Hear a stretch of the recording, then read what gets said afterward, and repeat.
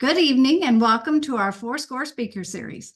Tonight, we are excited to have author Dr. Alan Guelzo with us to discuss his latest book, Our Ancient Faith, Lincoln, Democracy, and the American Experiment, an intimate study of Abraham Lincoln's powerful vision of democracy that is still relevant today. My name is Phyllis Evans, and I'm the Senior Director of Development at the Lincoln Presidential Foundation. Our foundation is the only national foundation focused on increasing access to history, educational programs, exhibits, and sites highlighting the life and legacy of Abraham Lincoln. We do our work in cooperation and partnership with others locally, nationally, and globally.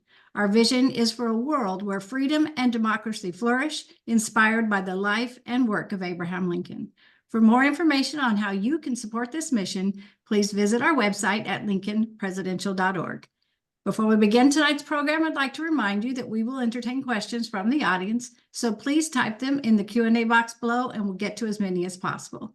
And now, please join me in welcoming our Foundation President and CEO, Erin Carlson Mast.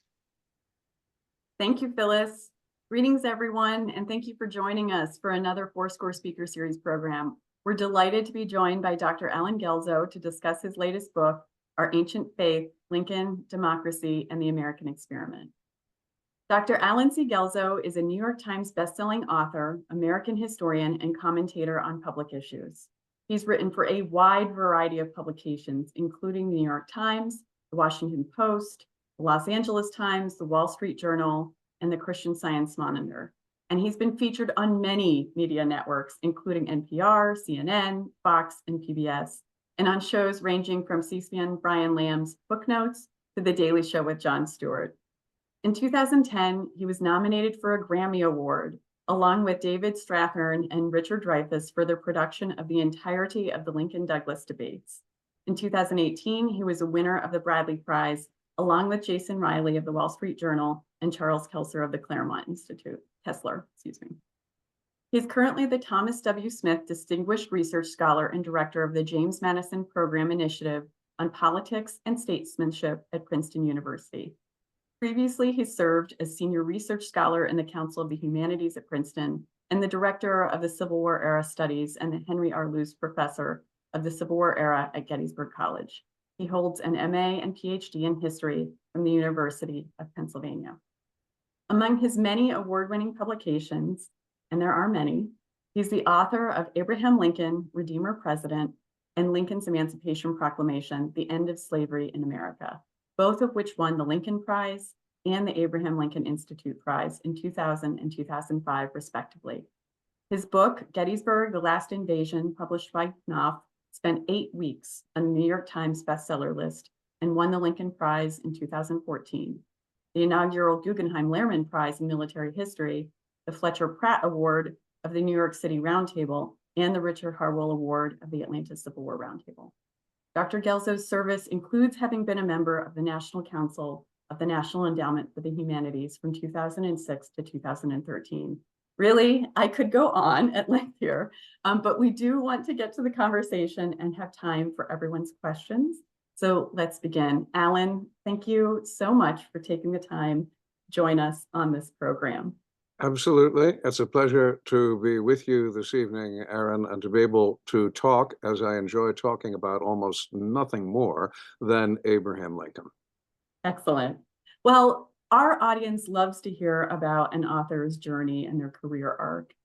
Can you tell us where your career began and what or who inspired your interest in history, intellectual, political, Lincoln history? It's a long trail, and you might say that it began in second grade. I mean, that's starting to sound a little exaggerated, but let me tell you why. In that year, I was accompanying my grandmother to Chicago from Philadelphia by train. And at the Philadelphia train station, there was a news agency. It had comic books on sale along with everything else. And I saw a comic book about Abraham Lincoln. And I pestered with sufficient energy to persuade her to buy it for me, which she did. And it was actually a very fine 68-page color comic book biography of Lincoln. And I actually still have that. I still have that comic book. And you might say that that was my introduction to Lincoln. And in the longest term, I've been doing Lincoln ever since. Mhm. I didn't actually plan to make a professional study of Lincoln.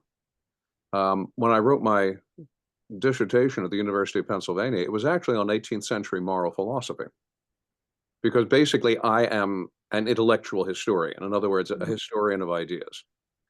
But I always had this interest in Lincoln, and I knew that Lincoln talked about a number of interesting issues. And what I wrote my dissertation about was the problem of determinism and free will. I knew that Lincoln had said some things about determinism and free will. Well, I planned in the years immediately after winning the PhD to write a book about modern American ideas of determinism and free will. All right, not the kind of thing that people queue up around the block for, but an exercise, a chapter in American history. All right.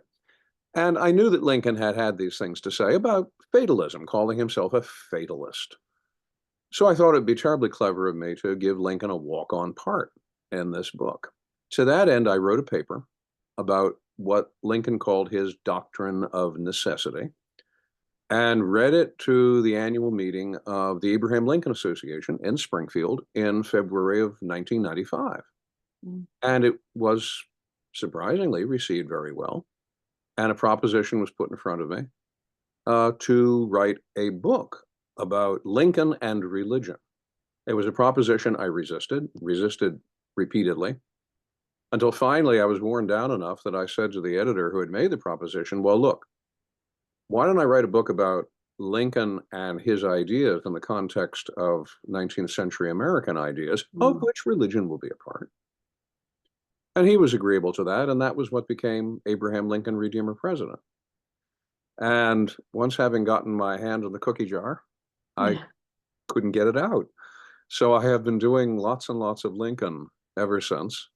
And of course, writing also about the Civil War largely, but always when writing about the Civil War, somehow things have this habit of coming back to Abraham Lincoln. So I have most recently written about Lincoln yet again with Our Ancient Faith, and there are a few more Lincoln-related projects that I have in view. So Lincoln is the gift who keeps on giving. Absolutely. What a wonderful story. Well, let's talk about this book, Our Ancient Faith. What prompted you to write this book, and why now? Because it seemed to me that we live in a moment of really dreadful anxiety and crisis about democracy. We hear this on all hands. Mm. We hear people who are uncertain that this American experiment in democracy might not, in fact, be subverted in some fashion. We also, in the larger context, experience a degree of anxiety about the future of democracy when we look around the world. I can remember in 1989 when the Berlin Wall came down. That seemed to be the apex. That was the Mount Everest of enthusiasm for democracy. At that point, it seemed like democracy could not be stopped from spreading around the world. And then, of course, 2 years later, the fall of the Soviet Union. And you really felt that authoritarianism and dictatorship and despotism had finally bitten the dust. And that, as Francis Fukuyama said, that democracy was now the end of history. This was the culmination. This was the summing up of history. And oh, how disappointing the years since then have turned out to be. We have seen the reestablishment of an authoritarian regime in Russia.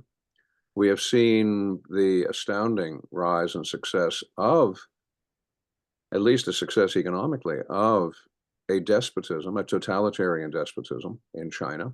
We have seen democracy retreat on many different fronts. Freedom House does an annual survey of democracy. And this year, in April, they published their survey, and they basically said that we can only describe something like 20 countries around the world as really being free, as being democratic. In other places, democracy has either been seriously compromised or almost entirely erased. And at that point, you begin to wonder, Is democracy really that weak? Is it that fragile? And what does that mean for our future?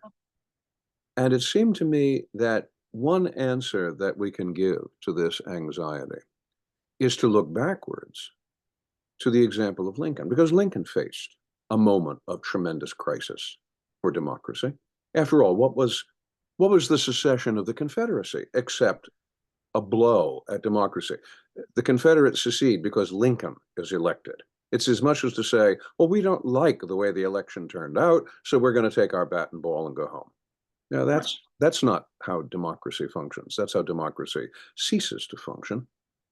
But Lincoln also had a view in his own day of the international repercussions of the Civil War, because he was acutely aware of the fact that the United States was really at that point the only large-scale surviving democracy in the world. I mean, this after the American Revolution, the French Revolution, the revolutions of 1848, all of that seemed to fail, except for the United States. And now, here in 1861, the United States is going to conveniently blow its own brains out over Civil War, over slavery, over secession. And Lincoln was conscious of the fact that every generalissimo, every emperor, every king, every little 3-bit princeling around the world was rejoicing because the prospect was that the American democracy was going to fall apart, because democracies also fall apart.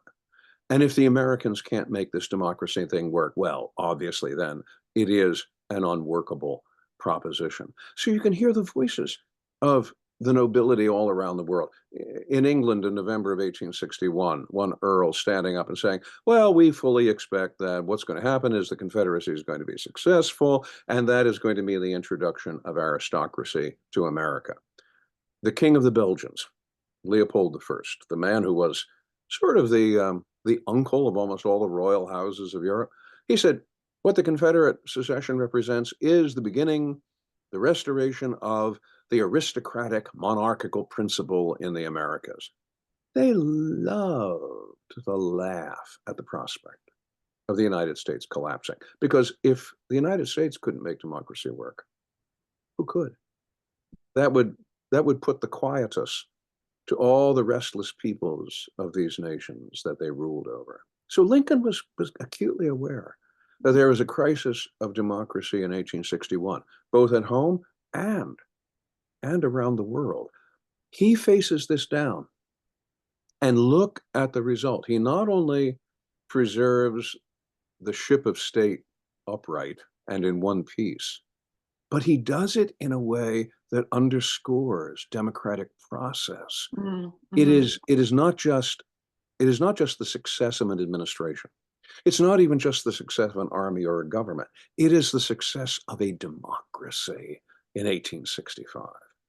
And we look at that and we say, well, if that could be achieved by Lincoln in 1865, what messages can Lincoln send to us as we confront our own anxieties and troubles today on the subject of democracy? Oh, so timely. And it's actually about 100, we should have scheduled this for next week. We are about 170 years and a week off from the speech he gave in Peoria, Yes. from which the title of the book comes, where he's quoting extensively from the Declaration of Independence, hammering on this idea of government by consent. And he says, quote, I have quoted so much at this time merely to show that according to our ancient faith, the just powers of governments are derived from the consent of the governed. This idea of consent was absolutely essential in his mind and the government at that time, less than 100 years old. It's easy for us to take it for granted now, much as there is anxiety, much as people are questioning whether democracies are too fragile, as you say. It was even more acute then, this idea that it was less than a century old, this experiment. Can you expand on why you chose that phrase in particular, and it's beautiful, our ancient faith, as the title, and how Lincoln embodied that idea and how he sought to preserve that faith, if you will? You know, Aaron, in the first place, I love the Peoria speech. So, And I often say that if everything else Lincoln wrote and said could somehow be mysteriously erased and left only the Peoria speech standing, we would still have all of Lincoln's political philosophy in one place. It is an extraordinary accomplishment just on its own terms. And it's in the Peoria speech that he makes very clear the centrality of the principles of the Declaration, and especially at the core of the Declaration, this idea of the consent of the governed. He said that is the sheet anchor of American republicanism. It is at the basis of what he says, first of all, is my ancient faith. And then a paragraph later goes on to speak of it as our ancient faith. And it's curious he uses those words because, first of all, like you say, the idea is really all that ancient. 1776 to 1854, does that qualify as ancient? I mean, we're not talking Athens, we're not talking Rome. But for him to use the word ancient is really not to speak about the specific history of the United States itself. It is to speak about how consent grows simply out of the natural love for order that is hardwired into every human being. It's the same principles of natural law that he appeals to when he talks about how the ant that drags a crumb of bread to its nest furiously fights off the effort of anyone to take it from him. And he said, doesn't that indicate to you just exactly how wrong slavery is? That slavery, what else is slavery about except taking the bread someone earns by the sweat of their brow out of their hands, out of their mouth, and giving it to someone else?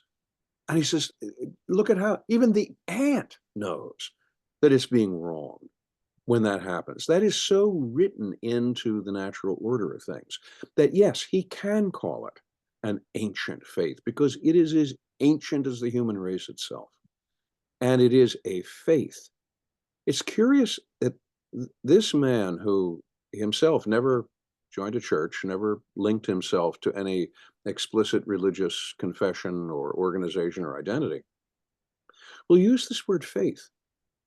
And I think what he's trying to underscore here for us is that we should grab hold, we should possess, we should have a grasp of this idea of consent so intense that it amounts to the fervor of faith and religion. Years before, in the Great Lyceum speech of 1838, he spoke of respect for the law being the political religion. And there's, I think, a bright line you draw from that phrase, that political religion, to our ancient faith. He really saw that dedication to that fundamental idea of consent in a democracy as amounting to the kind of thing that you embrace with the same fervor and intensity that you embrace a religious conviction or a religious idea. It becomes then our ancient faith. Well, this is a perfect segue to our first question from the audience. Dr. G.J. Christensen asks, why do you think Lincoln was so determined to not join any organized religion in his lifetime? He seemed quite religious as an individual. There are many people who asked questions in Lincoln's day about religion. They would put questions to him, some of them probably hoping to entrap him, others just idly curious. Congressman Henry Deming of Connecticut once asked him, as Deming said, what would it take to get you to join a church? And Lincoln's response was, whenever any church will take as its sole basis, thou shalt love the Lord thy God with all thy heart and with all thy mind, and thy neighbor as thyself, that church will I gladly join. Which sounds eloquent. It also doesn't tell you anything, because there wasn't any such church in Lincoln's day, and he knew it. He was sending Deming off on a little rhetorical decoy. Other people who would try to press Lincoln on this would find him changing the subject, would find him pushing them to the side, so much so that after Lincoln's death, when Herndon asked Judge David Davis a polite, discreet question about Lincoln's religion, Davis responded pretty bluntly. He said, "I don't know anything about Lincoln's religion, and neither does anybody else," because he never talked to anybody about it. And anyone who tries to suggest to you that they know about Lincoln and religion, you know right away it's made up. So Lincoln is not very forthcoming about his own reasons this way. And I'll offer only a few fragments of speculation. One is, we know that he had something less than the best kind of relationship with his father. His father, Thomas, he once described as being so close to illiterate that he only knew how to bunglingly sign his own name. It doesn't read as a compliment. And it really wasn't. There was a lot of tension between the two. His father was a very devout man. And there's a sense in which Abraham Lincoln, who from probably his earliest sense of independent consciousness, wants to walk in a different direction from that of his father, also includes religion as a direction he wants to walk differently upon. So there's a certain generational conflict which generates this.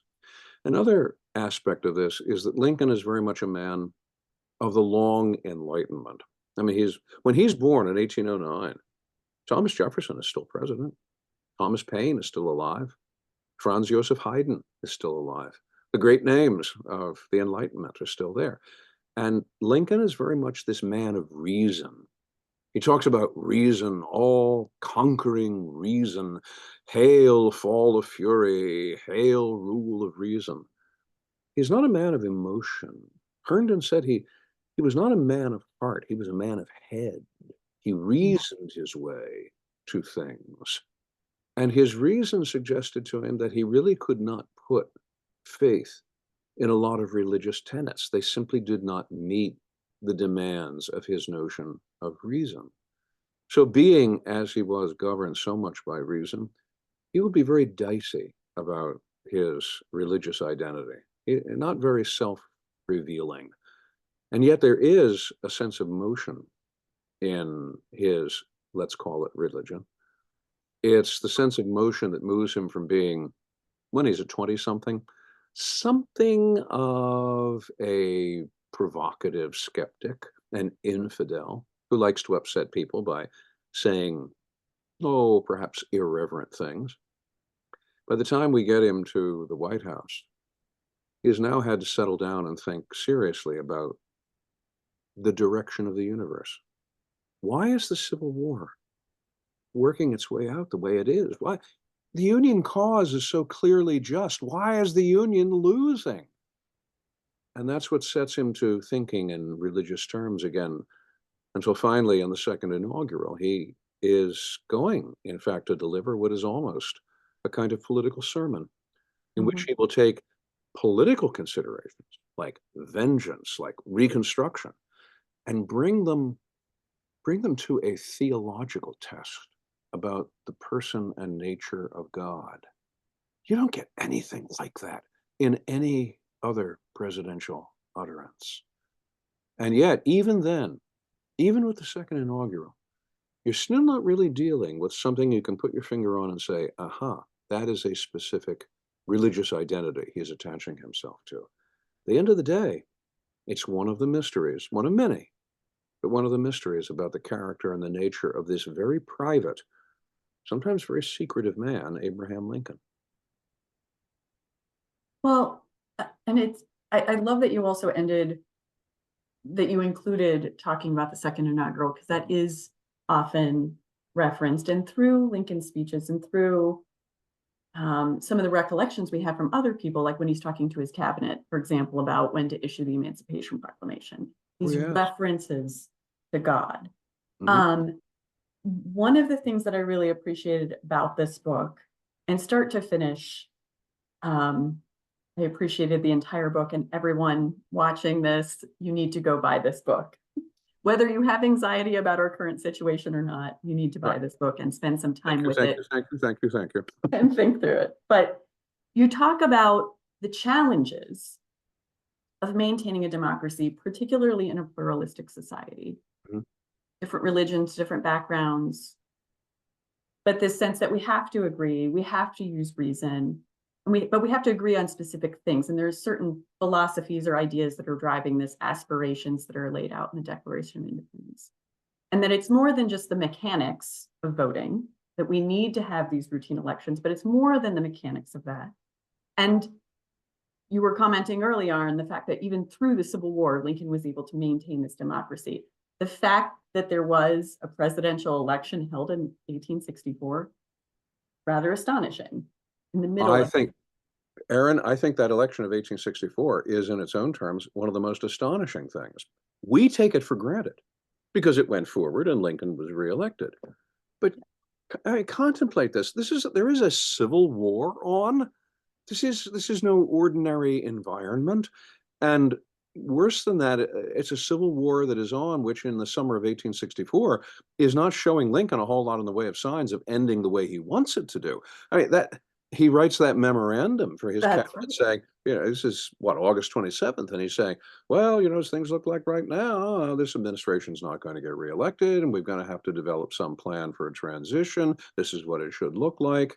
And you're thinking that doesn't sound very positive.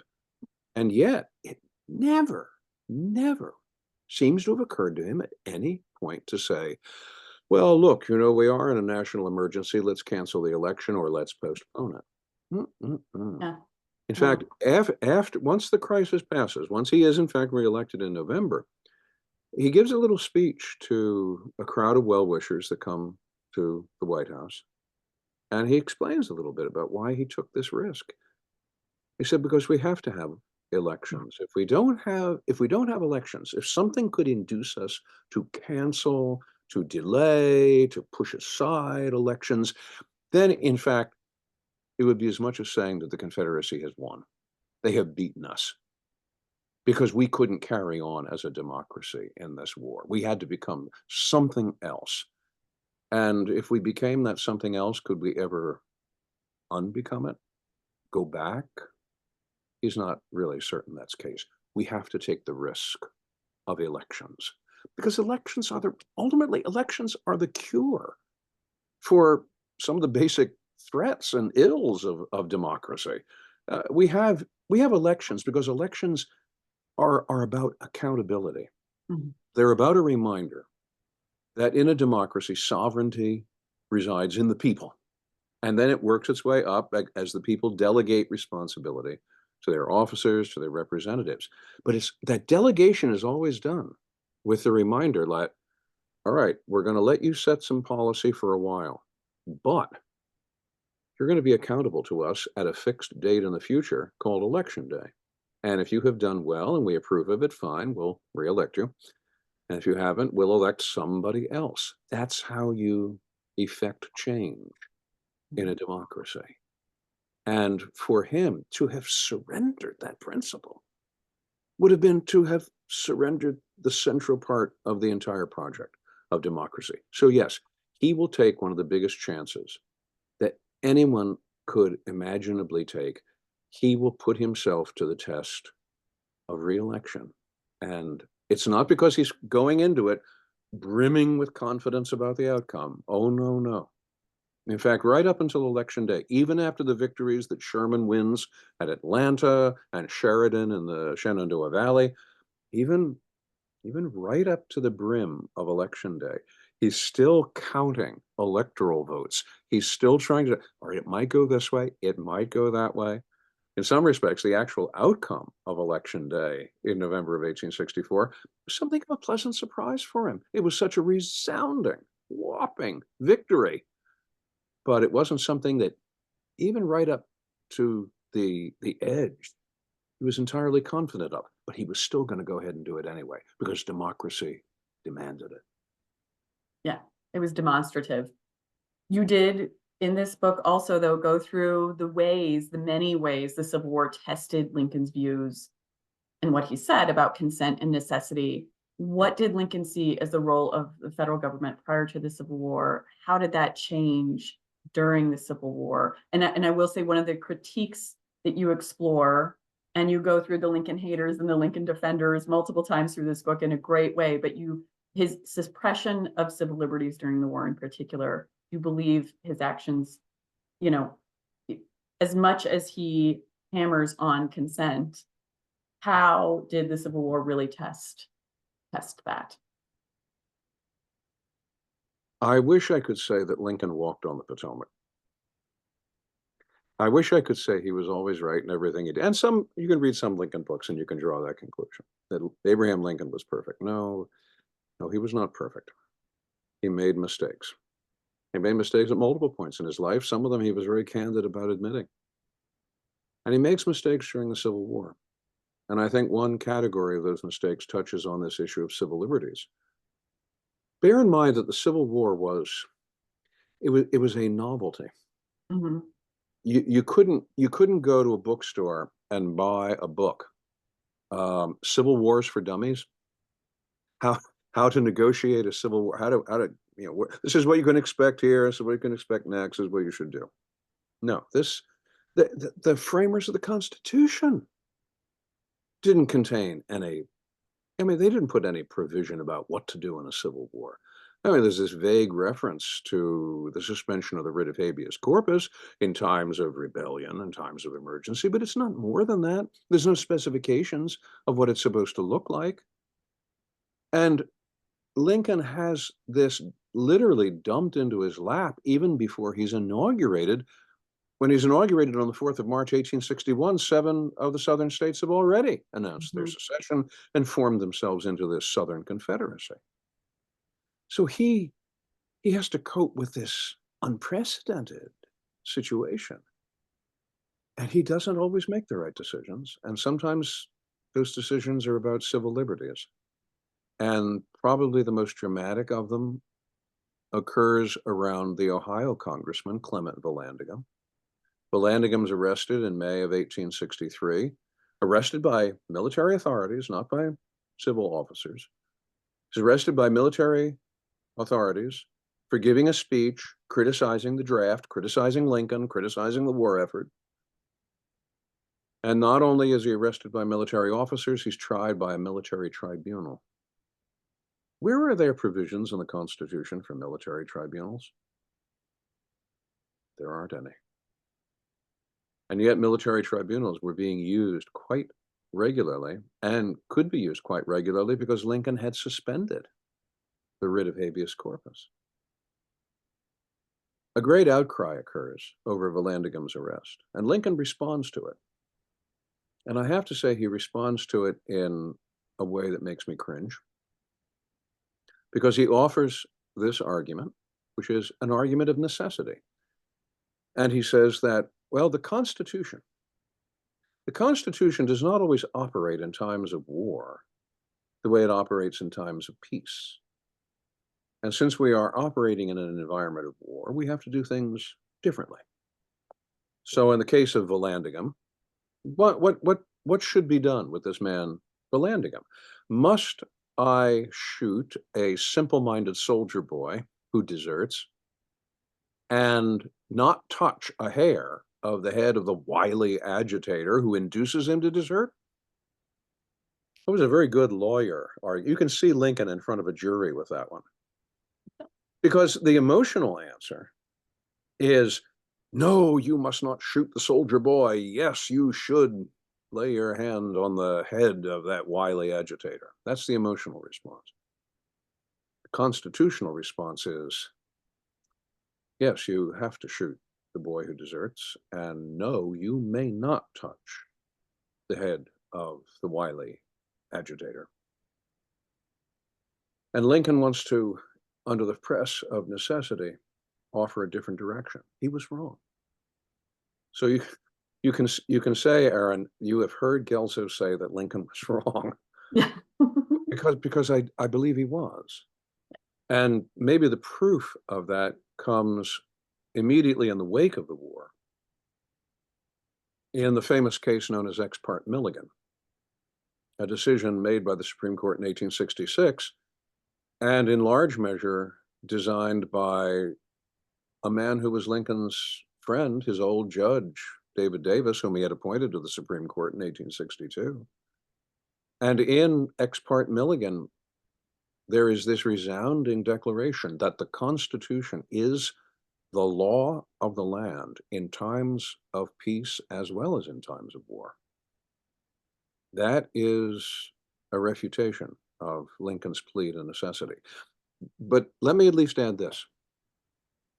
Lincoln resorts to this plea of necessity as a response to a situation, a very difficult situation. What's interesting is that Lincoln deals with Vallandigham by exiling him to the Confederacy. It's just as much as to say, you like the Confederates so much? Well, here, go pay them a visit. And then Vallandigham leaves the Confederacy, goes through the blockade, goes up to Canada, where he's going to run for governor of Ohio, and loses catastrophically. And after that, Vallandigham actually comes back into the United States. People come to Lincoln and ask him, should we arrest Vallandigham? Lincoln says, no, not unless he's making a rumpus. No, leave him alone. That probably would have been the better answer from the start. I think that is the better angels of Lincoln's nature reasserting themselves. In 1863, he writes a great letter to Salmon Chase. Salmon Chase is agitating for the expansion of the Emancipation Proclamation, not just to the Confederacy, but expand it unilaterally to the 4 slave states that remained in the Union.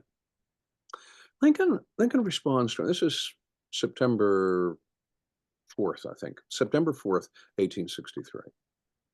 And he says to Chase in this letter, if I were to do that, would I not be giving up all of our footing on the Constitution? Would I not be in the boundless field of absolutism? I think that is the question that is asked by Lincoln at his fundamental best. And it is remarkable how we come to the conclusion of the Civil War without seeing democracy wrecked and abandoned on the shore, but instead sailing along, every sail set, whole and in one piece. And the ship of state is in that condition at the end, in large measure, because Lincoln, for whatever times he just maybe doesn't get it entirely right, gets it right most of the time. And under the pressure of the Civil War, that's really saying a great deal. Well, and if I understood a lot of what you were also explaining in the book, the long-term impact was not to undermine democracy, which is to say that when he did things out of necessity that maybe were not strict adherence to the Constitution, Yeah, or when it looked like he was seizing federal power. I mean, you even reference how state governments swelled through the Civil War. So how much of what he did had long-term negative consequences for democracy? I hear from time to time and review from time to time books written with this as the point of view, which want to accuse Lincoln of being some kind of dictator in the making, as the author of quote unquote big government, of the swollen managerial state, and so on and so forth like that, which I view with a certain degree of skepticism, because I do the numbers. And I look at the kind of government that Lincoln presided over during the Civil War, and which won the Civil War. The American Civil War was won on a budget where government outlays amounted to 1.2% of GDP. That does not sound to me like a tremendous concentration of governmental power. Lincoln gets through the Civil War with a White House staff of 6. When there were actually, during the Civil War, there were actually 7 federal governmental agencies. One of them was the Coast Survey, fairly harmless entity. The Justice Department wasn't even a department at that point. It was just the Attorney General and a small staff. William Seward and the Department of State got through the American Civil War with a staff of approximately 73 people, including the night watchman for the State Department. Okay, we are not talking about some gigantic octopus that is created during the Civil War. And in fact, when the Civil War ends, the federal budget, which has, yes, it has swollen to enormous proportions compared to before the Civil War. We're talking something on the order of at least $1.5 billion by 1865. And that's $1865. That's a lot of money. But look at what happens to the federal budget immediately afterwards. The close of the war, it all goes back down. Not to the pre-war levels. You can't, because you've got federal service pensions to pay to the veterans of the Civil War. But it goes down dramatically. The size of the federal employment, that also shrinks back dramatically. Even the size of the Army. At the apex of things in the Civil War, there were probably something close to 3 million soldiers in federal uniform. By the time you get to the end of 1865, just 1865, demobilization has taken the size of the US Army down to approximately 70,000. As we move into Reconstruction, the United States Army doesn't even top 30,000.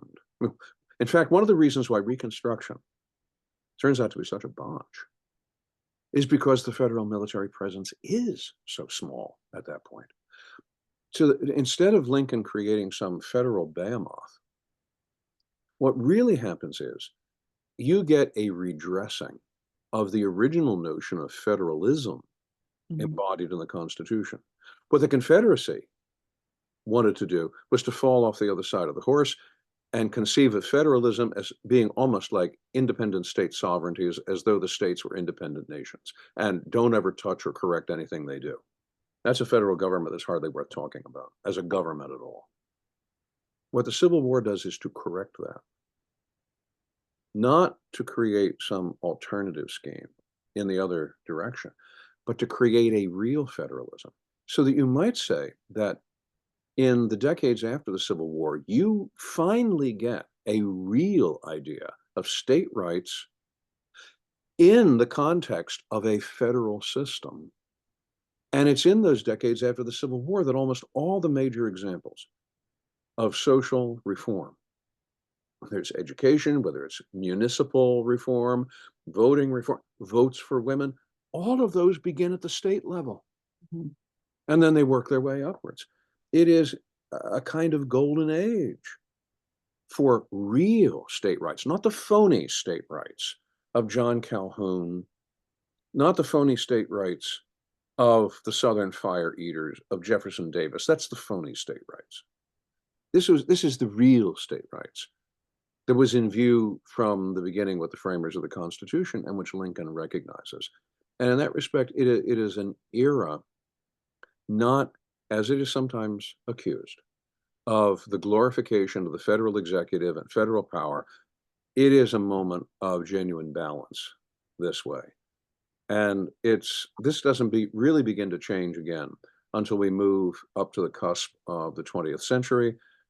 Then the dynamics of the federal process are going to undergo a very different evolution. But to point some kind of bizarre finger at Lincoln and say, oh, well, here is the beginning of this ill or that ill, I think is ridiculous beyond the usual definition of the word.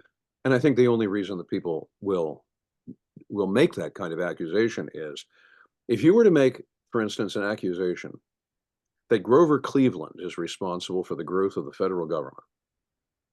Yeah, that would really do a great deal towards exciting people, wouldn't it? They would all say, Grover who? Or you could point to Benjamin Harrison. You could point to William McKinley. Oh, that doesn't sell too many copies of the tabloids at the checkout line in the supermarket, does it? But if you can say Abraham Lincoln is responsible for this terrible whatever, then that gets people's attention. And I think that is in large measure what guns a lot of people who want to try to hang these false accusations around Lincoln's neck. Look carefully at the historical record. It does not look the way it is sometimes painted by the Lincoln haters, by the Lincoln critics. Look carefully at the numbers.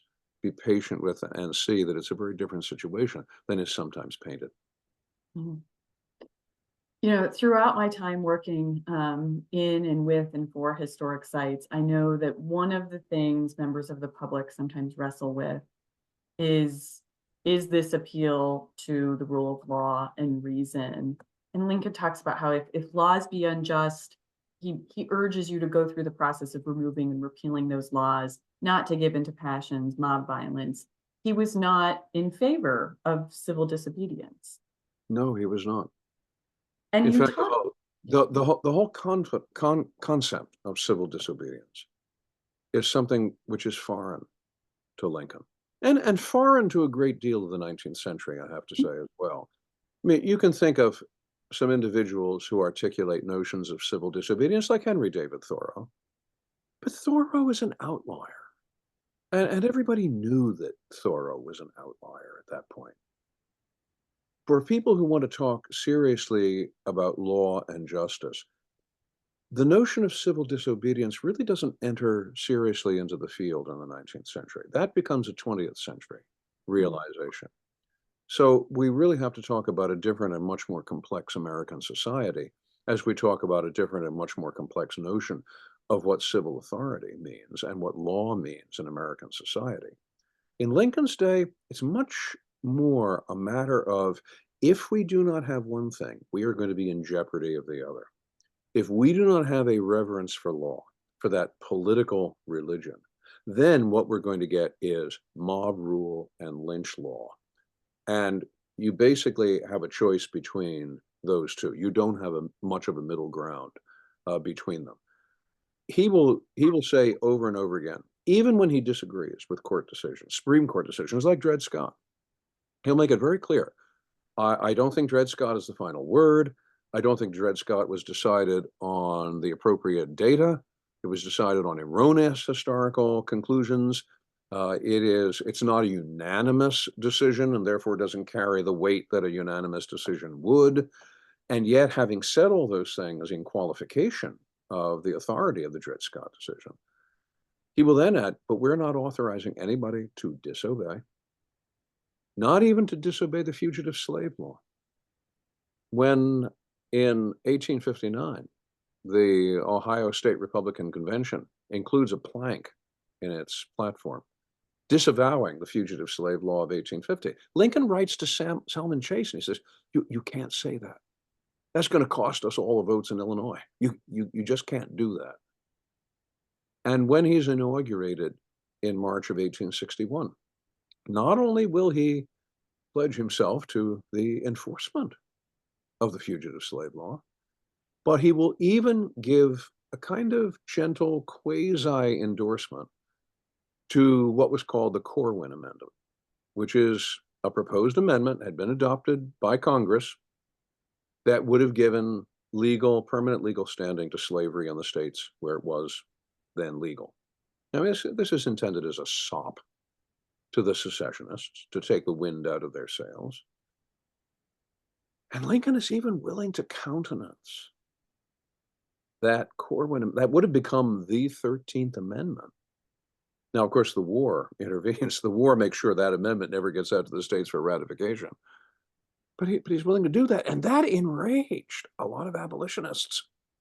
Wendell Phillips called Lincoln the slave hound of Illinois.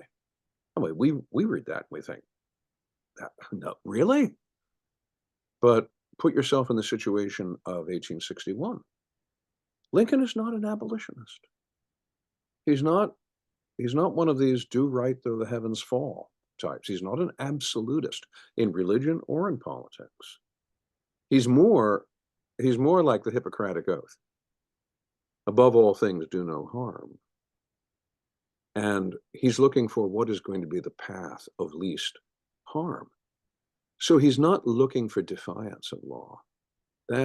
It's not really a serious proposition on the table in the 19th century, and it's not a serious proposition for Lincoln himself, who can only see as the alternative to law abiding and law keeping a dissolution into the mobocratic spirit. That's the word he uses. And the mobocratic spirit, of course, is the enemy of democracy, because You can't live with rule by mobs. That eventually yields to the general on the white horse, the dictator who is going to answer all the problems and all the questions. That means the end of democracy for him. So when you see it in that binary Mhm. that Lincoln saw it in, then you see that the question of civil disobedience is actually almost radioactive. He doesn't want to take the risk of putting law in jeopardy, because that will mean that people will disregard the law, not just disobey it in a civil fashion, but push it to disregarding it completely, and that will be the end of the democratic process. I think that that is it, in conversation with the public, one of the things that is hardest to reconcile, this idea that he understood that this was, they did not consent. Black people did not consent to this. Women did not consent to this. And that it was fundamentally flawed, that their natural rights were being trampled on. And so seeing, it's, I guess it's understandable why some fellow citizens can be disillusioned when they see disenfranchisement. As much as states' rights helped get women the right to vote, we saw Jim Crow, and you cover that in your book as well. So what Yeah. would you say to those who feel disillusioned or distrustful that continuing this American experiment is not just worthwhile, but essential? I would say two things, and I think I have Lincolnian reason for doing it. One thing I can say is this: we have been doing this democracy thing for almost 250 years. And in fact, if you look closely at the way the American colonies under Great Britain conducted their business, we probably have been doing it without realizing it for an even longer period of time.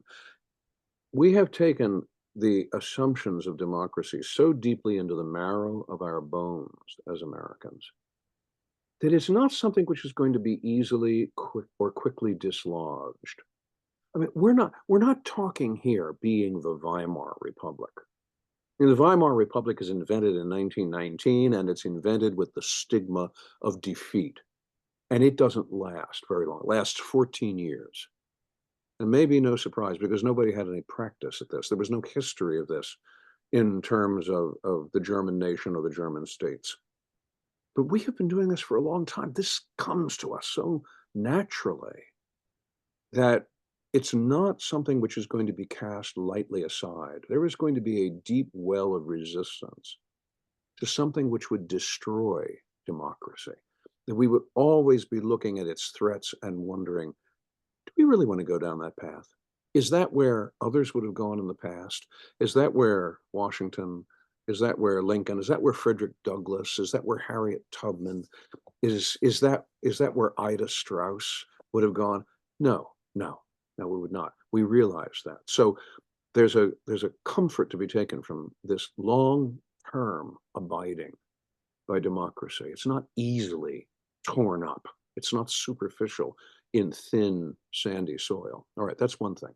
Second thing is a reminder that Lincoln himself gave.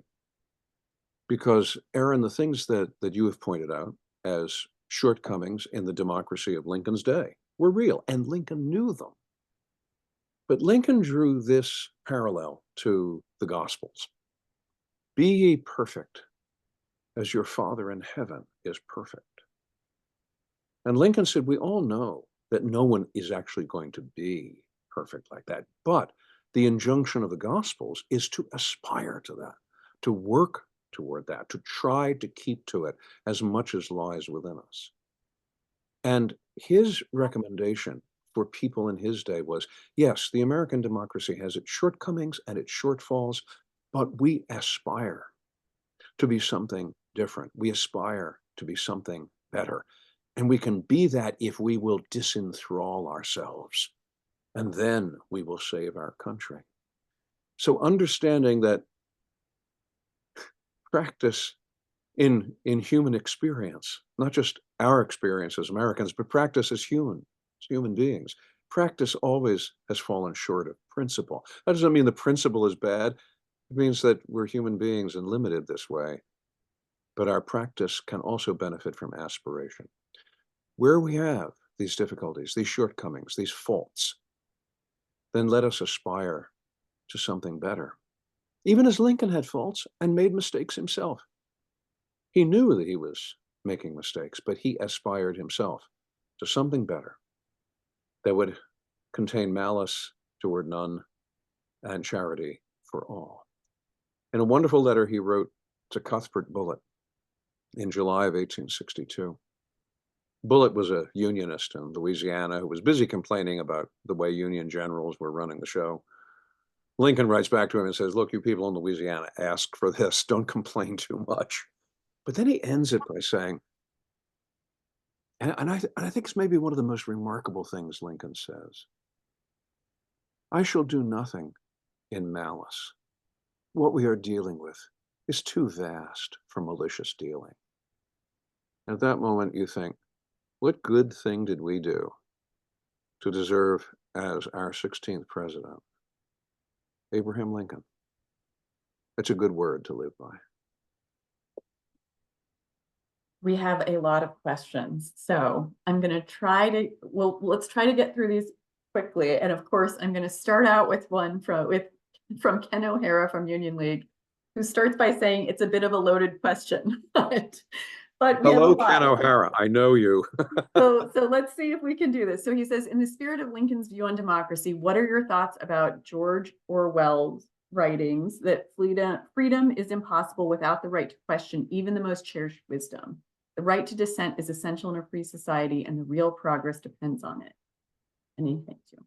I think that Orwell would look at Lincoln and say, here's a very good example of the thing I was talking about, that democracy needs to do. I cannot recollect off the top of my head, because I'm not an adept at the entire body of Orwell's writings, to know whether he actually cites Lincoln. It would be interesting if he did. But my sense of reading much of Orwell, from Animal Farm in 1984 down to Farewell to Catalonia, you have this sense that Orwell, who had his own blind spots that way, also understood fundamentally what democracy was about. And that fundamental understanding, I don't think, strays terribly much from the mark set by Lincoln. Excellent. So we have a question from Carol, an anonymous, and from an anonymous attendee that I think go together here. So Carol asks if Lincoln's boys were raised in a particular church and faith, and we know Mary Lincoln did belong to a church. So if you could comment on that. And then second, whether the anonymous question asks if young Abraham Lincoln may have been turned off from religion, not only because of his father, but because of the type and the style, she said, of the preaching and, the more passionate. Right. The Lincoln boys are themselves, and this is largely Mary's doing. The Lincoln boys themselves are baptized in the First Presbyterian Church in Springfield, which is where Mary was a member, and where Lincoln himself paid pew rent, even though he does not join the congregation. So the boys themselves had an official connection that way to organized religion. Now, does it show up in some particularly dramatic ways? We don't know, because the Lincoln boys don't leave a written record of what they think, what they do. The only one who really does leave much of a paper trail is Robert. And Robert was almost as elusive as his father on the subject of his father's religion.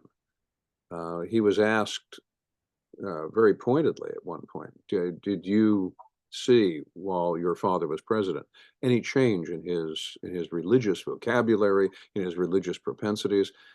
And Robert wrote back, typically Lincolnian evasiveness. Well, I was at Harvard most of the time while my father was president, and the small exposure I had when I came home on vacations and whatnot did not suggest to me that his religious identity had changed all that much. So what you hear is Robert, again, pushing this kind of question somewhat to the edge. And we don't really see in Robert what you would call a particularly vivid religious sensibility. Mary Todd Lincoln is in a somewhat different category. But there it's really much more unpredictable because she will join. I mean, she's raised an Episcopalian in Kentucky. She joins the First Presbyterian Church in Springfield, largely because of the persuasiveness of the pastor of the church. It's an old school Calvinistic church. But does she consistently exhibit a lot of allegiance to old school Calvinism? No, not really, especially in the years after her husband's death, when she's living in Chicago and Springfield. No, you don't see a whole lot of it that way. So there's a lot of ambiguity that surrounds the Lincoln family that way in terms of its religious identity. Now, as for young Lincoln's response to his environment, well, we don't know exactly what kind of preaching it was that he heard. Was it enthusiasm from revivalists, or was it something more sedate from theologians? Probably somewhere in between. What we know is that the Lincoln family in Kentucky and then in southern Indiana belonged to an extremely Calvinistic Baptist sect, and these were hardcore predestinarian believers. But how much of the preaching of those churches Lincoln imbibes, much more difficult to say. His stepsister in southern Indiana said that her stepbrother Abraham had a gift for mimicry. They would hear a preacher preach, and then when they went home, young Abraham would get up on a tree stump, and he would repeat the sermon with all the inflection and all the energy of the preacher. But what that sounded like, we really have only the dimmest idea.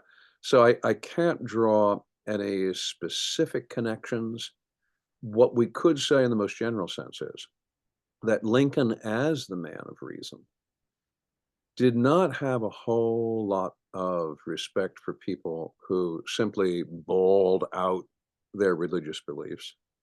He talked about one preacher one time who was preaching in a very enthusiastic and energetic way, and a lizard got up on the platform, started crawling up his leg.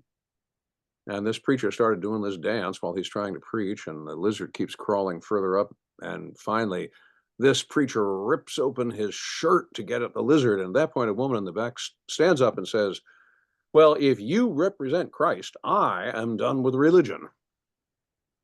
Well, it was the kind of story that would have a funny point to it, but it also suggested that he did not have a whole lot of respect for people for whom noise and enthusiasm was the mark of religion. When he does have respect for religious thinkers, it's usually the people who are the more logical, the more reasonable, the more rational promoters of religion. For them, he will have respect.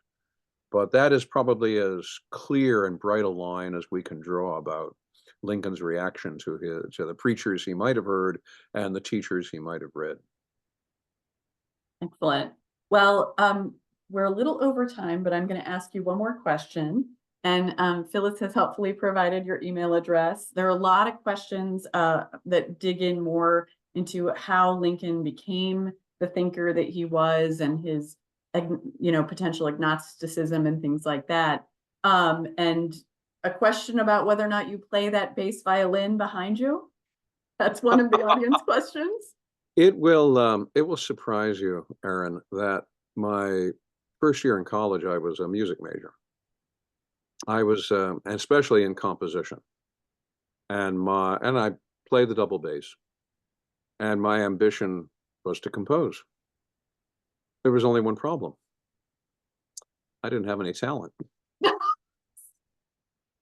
So I might have been entranced by the idea, but you face these practical realities about yourself at some point early in your life, and you realize, no, I don't think that's gonna work, and you do something else, which for me was history. But I do very much love music, and I'm a serious reader of music. If you want to catch me at a relaxed moment, catch me with the score of a particular symphony open. I just wrote 2 papers this past several months for the 150th anniversary of the birth of Charles Ives, the great American composer. And that's one way in which I keep one finger, just one finger, not more than that, in musical subjects and musical performance. Not more than that, you would not want to hear from me. Well, we certainly, and it's clear from the audience, want to hear more about what's next. So can you tell us a little bit about your next projects? And then Okay. we will wrap up for the evening. So what do you have? What do you have in store for us? What books are you working on? Right on the cusp now, because this is about to go to my editor at Cambridge University Press, is an anthology of Lincoln's political writings. And it'll have an introduction, and it'll have the text of the most important things Lincoln has to say on the subject of politics. We've actually found a few new items that have not been uncovered before, which will be included in this volume. I've also been at pains to trace the texts of even the most familiar of Lincoln's political writings back to some of their origins, where they originally first appeared. Sometimes you get some surprises. There are some variations in wording. There is nothing that will topple the Gettysburg Address from its throne, but there are lots, especially for hardcore Lincolnites like myself, there are some interesting moments that you find in these documents. So that is on the cusp from Cambridge University Press. And then beyond that, I have a big project similar to Gettysburg, The Last Invasion, to write about Antietam. And the title I've settled on, at least temporarily, is Antietam, No Greater Victory. Mhm. Antietam is a subject that needs much more in the way of attention. I think it doesn't get attention because Lincoln didn't go there and deliver an Antietam address. Fair, probably. But I will insist that in fact there is something that you could construe as Lincoln's Antietam address, and that's the Emancipation Proclamation. But more of that as I work my way through that project. Excellent. Thank you so much, Alan. It was wonderful to have you with us this evening. And thank you all for joining us and for your wonderful questions. Phyllis? All right, Dr. Guelzo, thank you again for joining us tonight to discuss your book, Our Ancient Faith, Lincoln, Democracy, and the American Experiment. I know everyone with us this evening has really enjoyed tonight's program. Next up, please join us on Thursday, November 14th for a great conversation with author Dr. Edward McClelland on his latest book, Chorus of the Union, How Abraham Lincoln and Stephen Douglas Set Aside the Rivalry to Save the Nation. We have a full calendar of Fourscore programming available for you in the coming months, and we hope that you are able to join us for all of them. Please register at lincolnpresidential.org. Finally, as you close out tonight's webinar, we thank you in advance for taking a quick moment just to complete a survey. As always, thank you for joining us this evening, and we look forward to seeing you all in November. Good night.